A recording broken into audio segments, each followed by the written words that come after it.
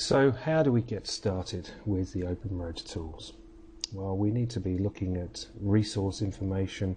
The forums, the communities are a great place to start, and keep an eye on what's going on. See what questions people are posting. See what upcoming events are coming. See what presentations are available. We provide links in terms of sticky links on the communities themselves. But see what other people are doing.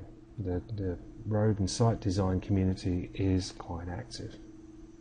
But other things that you'll find on the road and site design is support solutions, the wiki for road and site design, with tech notes and frequently asked questions on the legacy products. But also we can now see that we've got an Open Roads tech notes and frequently asked area as well, and also subsurface utility SU as well. So it's a great resource that you really need to sort of be looking at as a starting point. There are some commonly asked questions available that are in there. There are also video clips, and so again I would encourage you to go and take a look at these video clips and just see what's in them. They're short feature clips just giving you a starting point and help into some of the low level aspects of Open Roads geometry. But also, in terms of getting started, you need to understand how the setup occurs and be aware of where some of the important settings are retained. And the seed file drives some of this for the design file. It deals with things like units and civil formatting, stationing radius, and your profile rules, and defines those that are propagated through all the drawings that you create and use. So obviously these are delivered via your workspace. The workspace itself as well also controls some of the look and feel.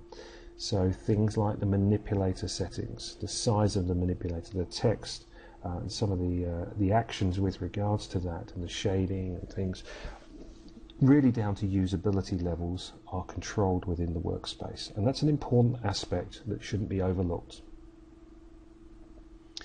These manipulators, so it shouldn't be overlooked because you need to interact with them. You're going to be working with these, so you need to be thinking about just even the color of these manipulators. Does it work on the screen, the environment that you're in? Is it user friendly? Is it of the right size? So consider the size of these, the representation of them, and there's something that you're going to have to interact with. Now, because you're going to interact with them on a regular basis, you also need to be aware of when they might not occur and when they can be missing. And there are some fairly easy ways that this can occur. Sometimes the handles can be just turned off as just an option with the element selection. Other times we try and populate the manipulators appropriate for the view that you're at. So it may be that you're zoomed out too far or zoomed in too far and the manipulator is off screen. So there's some interaction there that will come with getting used to the look and feel of the environment. Similarly, if the geometry has been created in a reference file, the manipulators are appropriate to editing. So if you don't have editing capability, you won't have the manipulators. And that can also be where you've imported with rules and leaving the control of that geometry back in the native product. So you're creating a locked element, essentially. You're not editing. Project Explorer provides us with important information and navigation for our model. Naming is important as we create new geometry and name it. It allows us to identify in the tree view, and then as we select geometry we can see the entire complex element being highlighted, and if we want to navigate down through, we can navigate through the individual components comprising in the complex and navigate along to then make geometry edits if we need to. We can navigate again through properties, look at the fillet rule, and in this instance we may well want to make a change to the radius. So we can make those geometric changes by navigating through Project Explorer and utilizing element information. So what we've just seen there is the look and feel of the graphics, and the manipulation of the graphics is important to you. It's something you're going to have to integrate with and utilize on a regular basis, so you've got to set it up appropriately and save your preferences accordingly. And I've just put some examples here on the screen of a white background with the same graphics with different color manipulators, and where it does and doesn't work. You know, blue text on a white background stands out, but on a black background it doesn't. So consider what your working environment is going to be and save those preferences so that they're appropriate for you. So getting started again, features. We need to understand these features. Now, features in their own right is an entire presentation, so I'd encourage you to go and look at the Select Series 3 features presentation to understand what's going on with features. An important aspect of that feature setup, though, is in relation to how we deal with the native databases, the ALG, the GPK and the .fill file.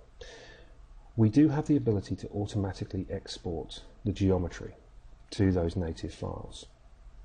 If it's set to false for this auto export, then that transfer doesn't occur and you're just purely working in the OpenRoads environment until you manually push the geometry back into those native products.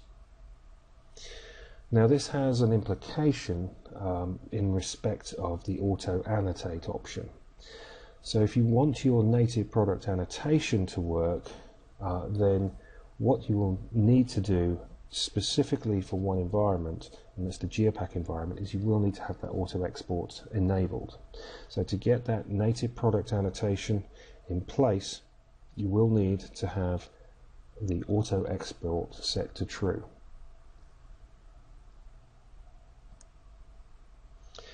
So just as regard to that setting up of the features and linking back to your native styles, the workspace that we provide as a civil example gives us a common platform that we can run workshops and demonstrate on.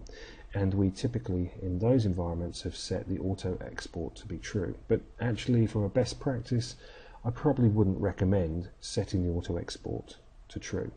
It purely comes down to the annotation. We want it to be consistent across the board, and because the requirement in Geopack was to have it exported and stored in the GPK to achieve the annotation, we went for the common denominator in terms of auto export. But for normal operations across the board, I wouldn't necessarily recommend that, and I'd suggest setting auto export to false. Inroads and MX, both of those can provide the native annotation without auto exporting. And really that comes down to, once you've created your geometry and made your complexes, then you publish. And think about a publish for purpose with geometry is what we're talking about here. And just to reiterate, the civil workspaces do not follow that mantra. We actually do that auto export, but it's purely for a level of consistency.